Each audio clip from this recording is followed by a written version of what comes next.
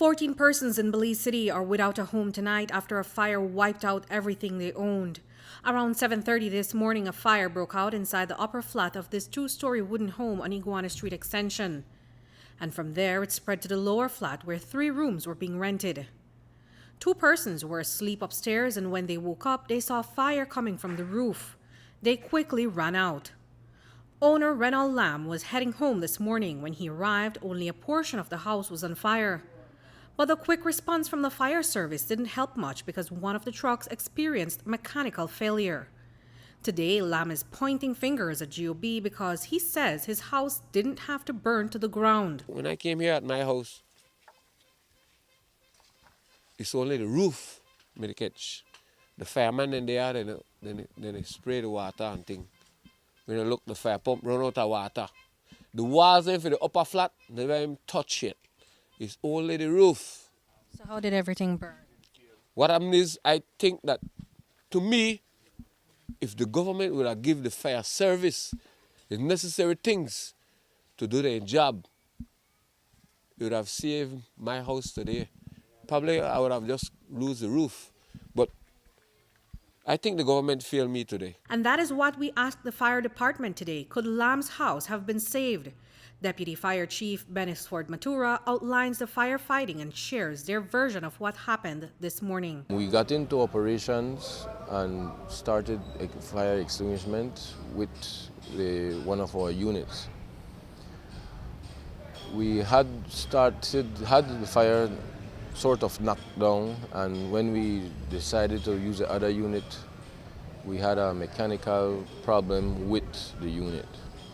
Hence the reason the people in the neighborhood thought that the truck got there without water. The truck did reach with water. We had a mechanical problem where the gears that transfer the power to the pump, one of the gears had stripped, and hence the reason we could not pump water from that truck. So basically the truck sat there with the water, we could not get it out. Our alternative means of source was to remove one of the truck and get it to the nearest hydrant to refill, and that's how we end up extinguishing the fire. It's an unfortunate case, but that's what occurred, and we tried our best to remedy it as best as we could. So had the failure not happened, could Mr. Lam's house be saved? Yes, we would have done a better firefighting. We'd have executed a better firefighting if the failure of the apparatus did not occur. This mechanical problem, is it as a result of these particular trucks being very dated, very old? We have a aging fleet of trucks, and yes, mechanical problems will occur, and it's something unforeseen. And now that he's lost everything and nothing was insured, Lam must rebuild the house that he spent his life building. Everyone lost everything, left with only the clothes on their backs. Lam believed it was caused by a faulty extension cord. So no one managed to save anything at all? Anything at all. Everything burned. See, I had a tennis in my warehouse. I had to give my son for make a use. Well, pants me up on the line, and that way he get for use. The next one, I had a tennis in the warehouse same way, and he need to use that. Everything is gone. This is where I have on right here today. Mr. Lam, what could have caused this fire? Do you know? I thought it was just an electrical cord. Cord as in an extension cord. Extension cord, yeah. And the fire service confirmed that it was an electrical fire, only that it was caused by an overload due to an illegal connection. Matura says that the house didn't have a direct source of electricity.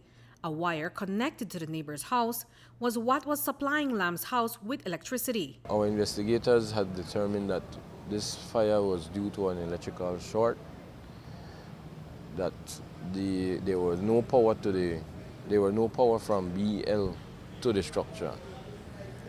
They had another means of power, and at some point there was a form of overload, and that's what started this fire. Lam made an appeal and called on G.O.B. to provide the resources for the National Fire Service. If the people ain't have the right thing, to take care of the work where they call or where they pay them for do, then they could exercise their duties where they put them where they pay them for do. But please, man, it could happen to somebody else.